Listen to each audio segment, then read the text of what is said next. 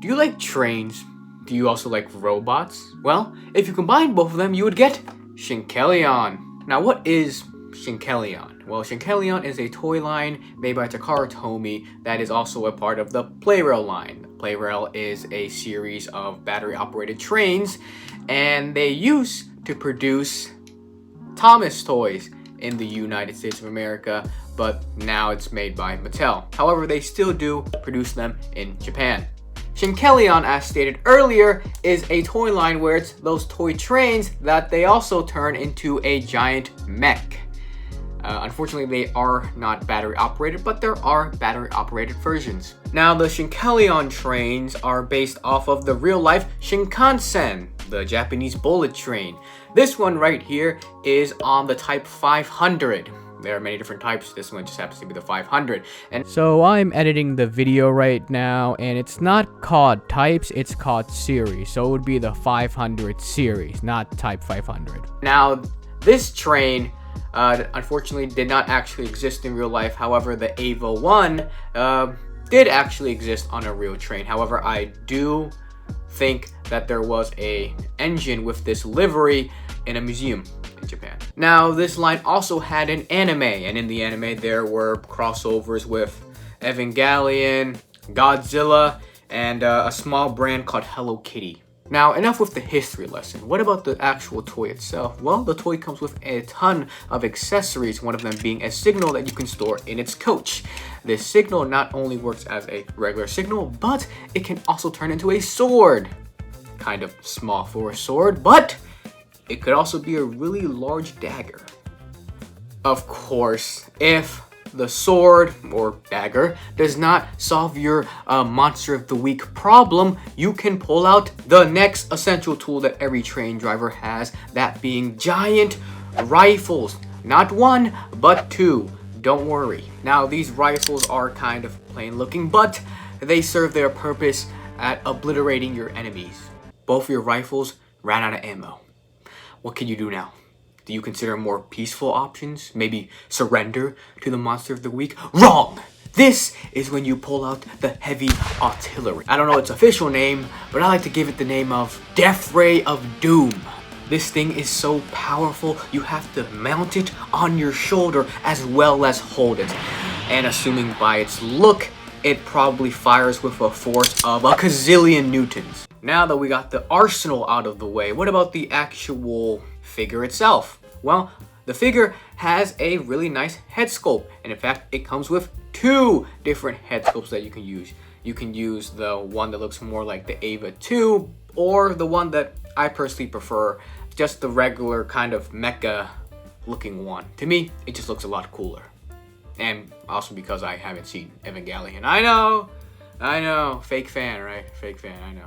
Now, one thing I really like about this figure is how the chest is actually just the front of the actual engine itself. I just really love that as a train fan, and it's really aesthetically pleasing. Not only that, but the actual livery and paint job of the figure is fantastic and really makes it stand out against other robot figures that you have.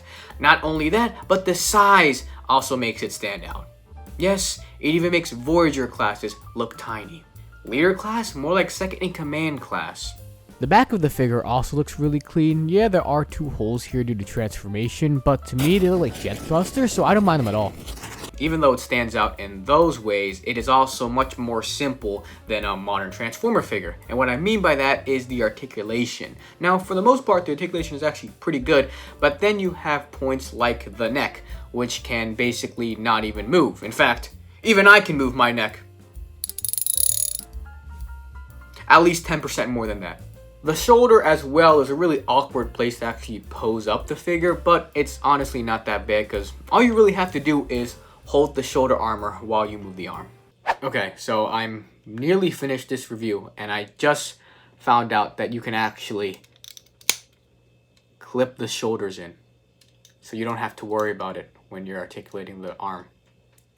I've had this figure for a while now, and I just found that out. One thing too is these leg armor pieces don't actually peg in anywhere in the robot mode, so it kind of just hangs there based on friction, and these little pieces here tend to fall off, at least for my right leg. the left leg was pretty alright.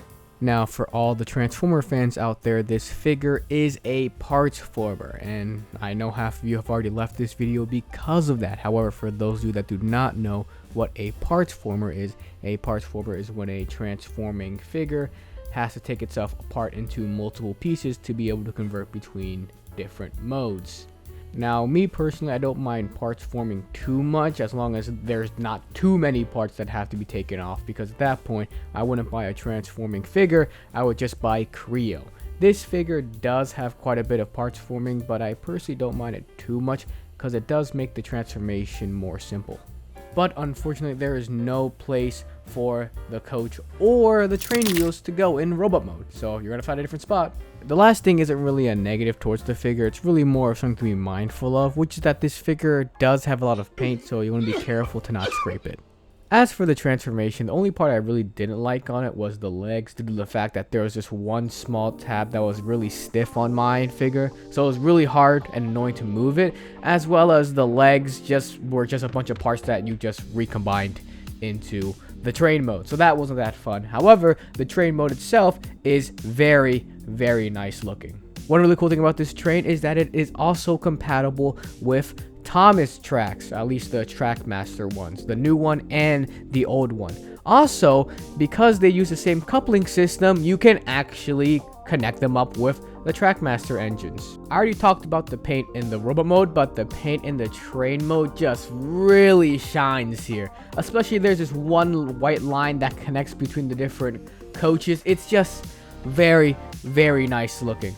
And the wheels. The wheels aren't just regular Trackmaster or Plarail wheels. They're actually more realistic wheels, but they're still compatible with the Trackmaster tracks, which is great. While the coach itself doesn't have these realistic wheels, it does have really nice detailing on the top of its roof. Now, the robot mode, when you're converting it into the train mode, essentially splits up into the upper half and the lower half, and each of those turn into the same locomotive on each end of the train.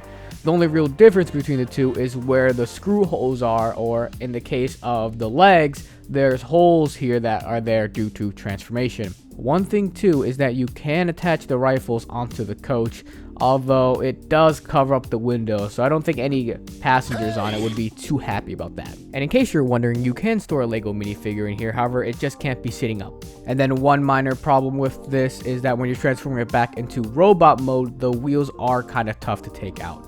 So if you happen to be looking for a giant robot that you can pilot to fight the monster of the week that just so happens to turn into a Japanese bullet train, you can't. But this is the next closest thing.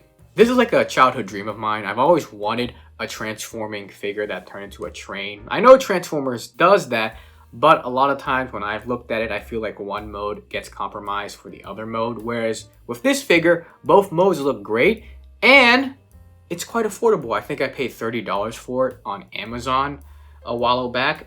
That's the price of a modern Voyager class. Or is it now $35 for a Voyager class? I don't know. The price keeps going up, but this one was pretty affordable when I got it. So if you're looking for a transforming robot that turns into a train, you can check out Shinkalion. Oh yeah, I forgot. This is the Evangelion version, because this was the most affordable one I can get. That's why I got it. I actually don't watch Evangelion, if I didn't say so in the review yet. So yeah. See you next time. Bye.